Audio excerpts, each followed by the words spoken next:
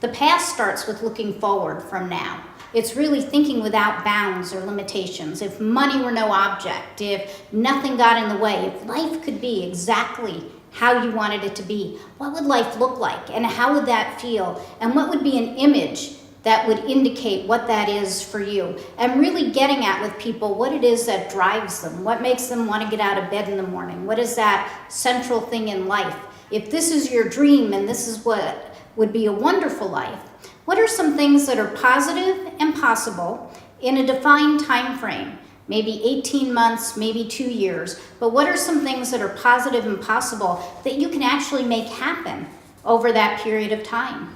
And getting really specific about what those things are. And these are things that you can actually achieve and can make happen.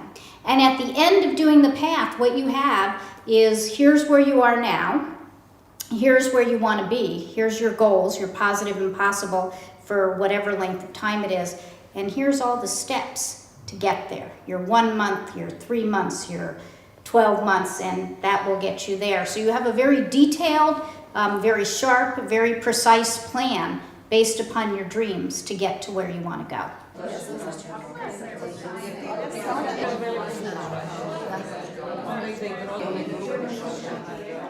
The first thing is to think about, are there any people who know somebody in a positive way?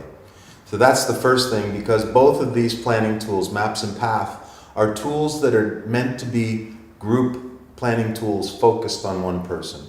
And you need people who know, care about, like, and love someone to be with you so that you feel safe and you feel valued. So now what we're going to do is just get you organized for doing your practice path.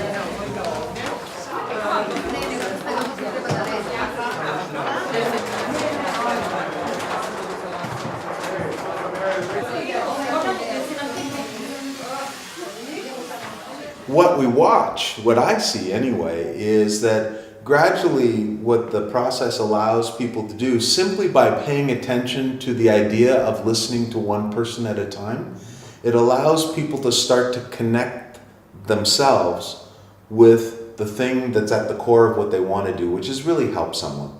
And once they see themselves connecting in a way with that one person idea, just paying attention to one person and what could I do for that, they start to shift. They start to shift their ideas about what they're doing now, not because it's bad that what they're doing now, but that it might not be accomplishing what they would like to be able to accomplish.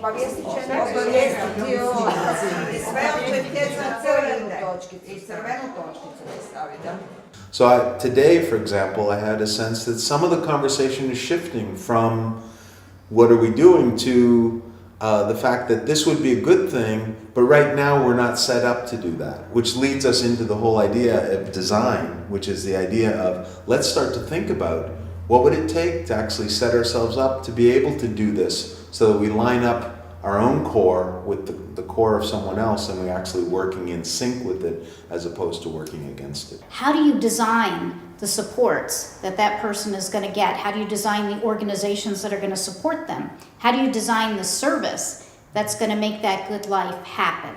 And if we design the kind of services and institutions and things we wound up with in the past that didn't work well, why can't we think about how are we going to design what we're going to do next and design it so that it does what we want it to do? So we want you to just talk at your table for a few minutes about the challenges you would face in trying to introduce people to the places where they could become known. How do we find little things that we can do over time?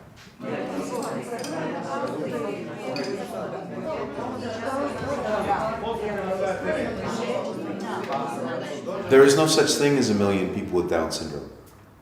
There's a person who has Down syndrome. Then there's nothing the same about people with Down syndrome.